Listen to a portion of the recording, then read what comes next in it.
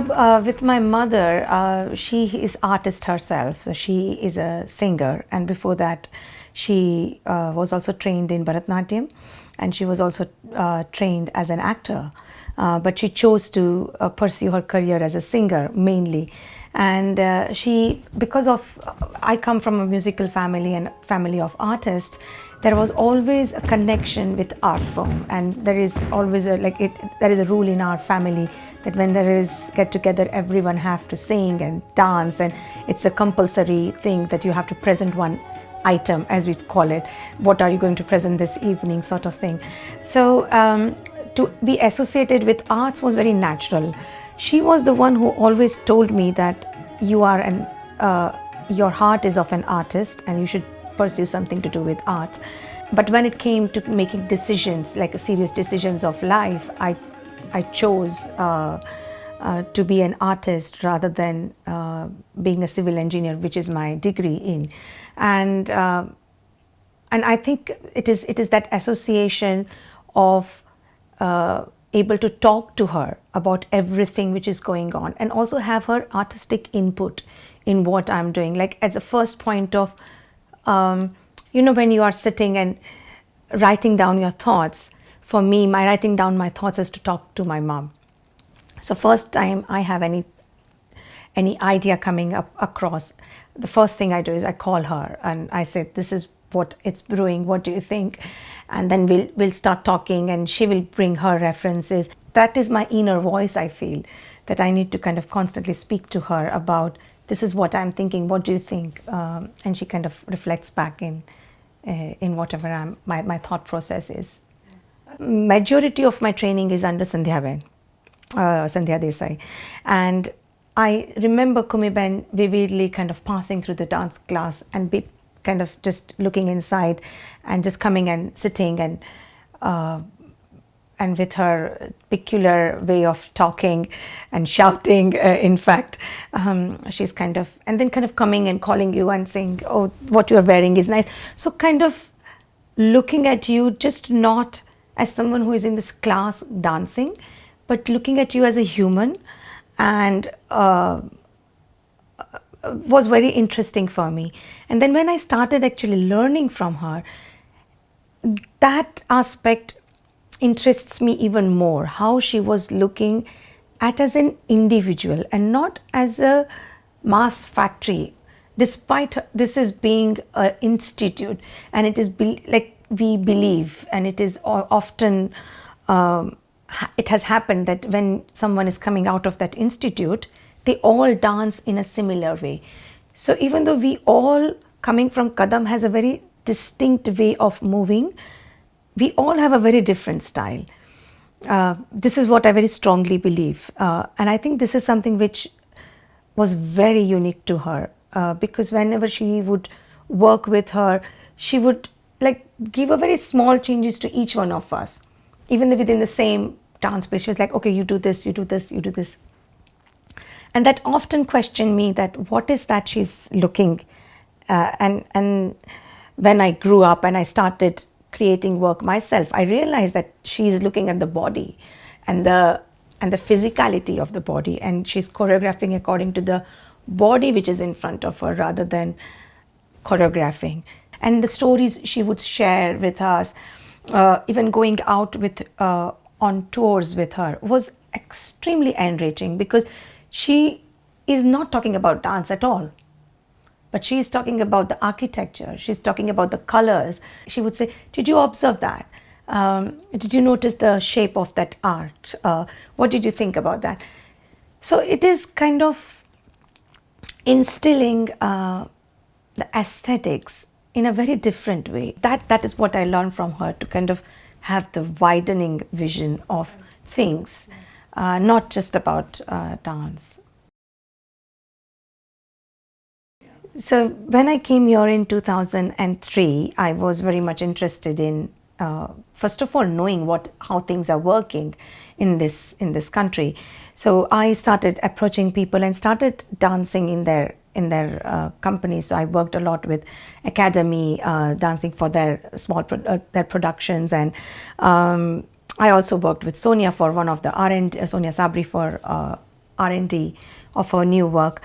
And then when I felt comfortable, I decided that I want to embark my own journey of creating work, because that's what I was already doing in India. My mom used to always say, again I come to my mom, that excess of anything is bad, even love is bad. So actually I was telling this to my son.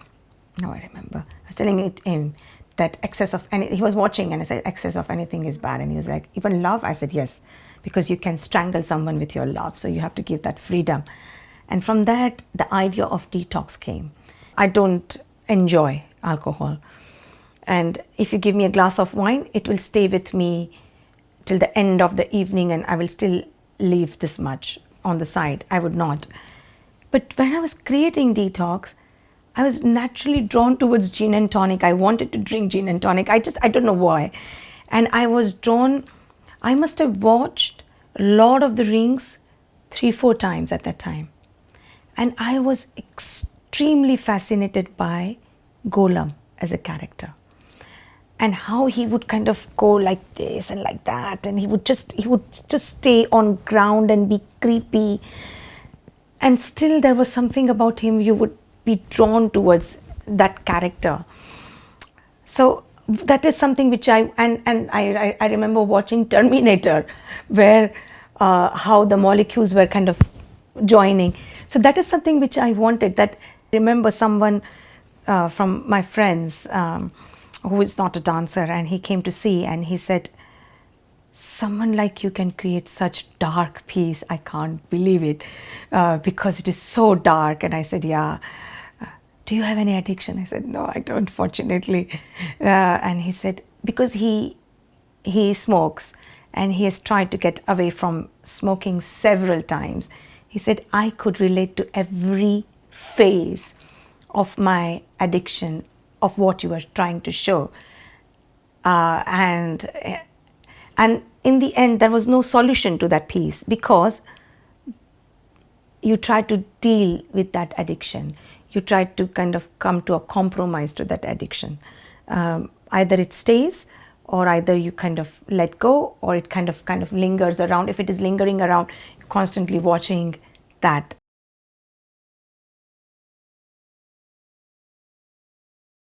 This is where I am at the moment in creating work called Katam, which looks at the Festival of Kites, the competitiveness, the hierarchy within the social economic class, which I have tried to address it, but in a very subtle way. It's not in your face sort of thing, which is a very conscious effort, because I didn't want to make it a very, as I said earlier, I don't want to make it a very emotionally heavy piece. I wanted to make it a light, but how there is a competitiveness even within people whom you know, but in a very cheeky way.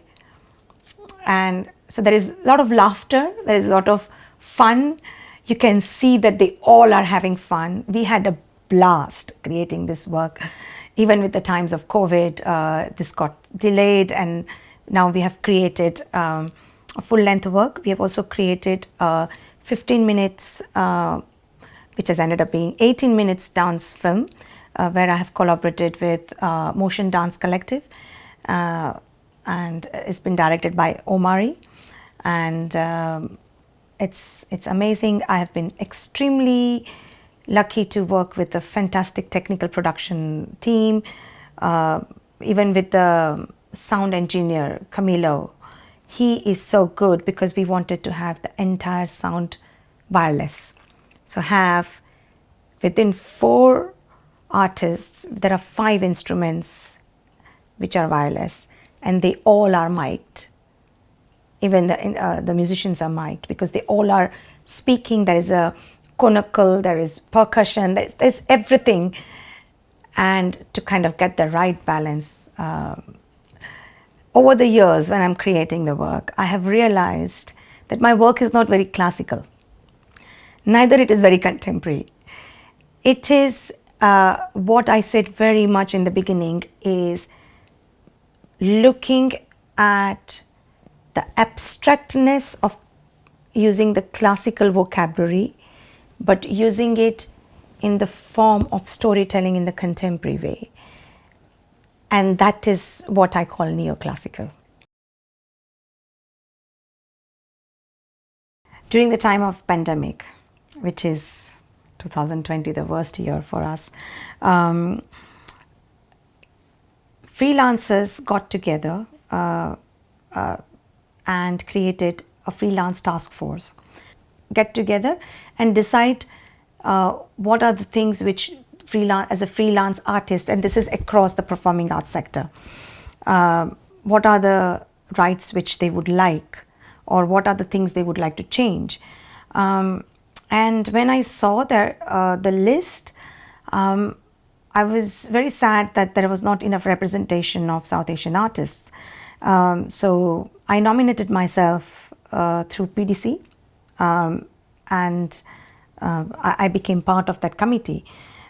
Within that freelance task force, I became part of this subcommittee for the dance sector. And now freelance task force is finished, but the dance subcommittee or dance freelance task force is still running. And as a part of this, there are few things which, as freelance artists within the dance sector, and these are the producers, these are the project managers, of course dancers, choreographers, movement directors, they all are in that, within the dance idiom, working together, and things which we would like to bring change. And what I found really fulfilling experience is, I was within this entire group of people who are very like-minded, and B, these are the things which I really passionately believed in, and here was my opportunity to do it. So we are trying to work on the completely new pay scale for artists, and also worked on the level of their experience, and also the kind of company they are hired by. We are also in conversation with Arts Council, where we are hoping that they would completely create a new strand, which is like a national portfolio for individuals or artists, or I don't know, some pay structure or pay model where an individual or a freelancer is getting. There are lots of things which we are working on. We have just within the 13 weeks we have just scraped the surface, and we have to still dig deep, and I hope that we are able to bring the change which we really want to bring. And what as an individual, all these freelancers who are working, especially within the dance group, has decided is that at least we, because we are advocating, at least we can start that, and start that as a practice, and see how we can take it further, and kind of start a precedent or set a precedent.